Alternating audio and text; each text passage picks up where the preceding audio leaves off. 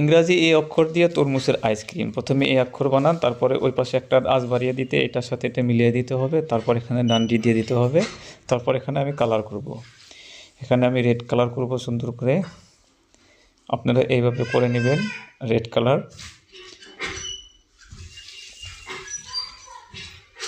দুইটা অংশতে আমি red colour করব সুন্দর করে। দুইটা অংশতে রেড কালার করার পর আমি এখন কলম দিয়ে নিচের অংশটাতে তরমুজের স্কিনটাতে গ্রিন কালারের কলম দিয়ে একটু এখন আঁচ দিয়ে নিব। আঁচ দিয়ে নিলাম গ্রিন কালারের। এখন আমি ডান্ডিটাতে একটু কালার করে নেব। ডান্ডিটা একটু কালার করে নিলাম। এখন কালারটা অ্যাডজাস্ট করে দিব হাত দিয়ে আমি, এইভাবে আপনারাও দিবেন।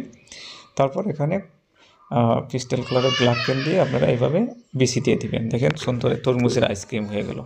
ভিডিওটা ভালো লাগলে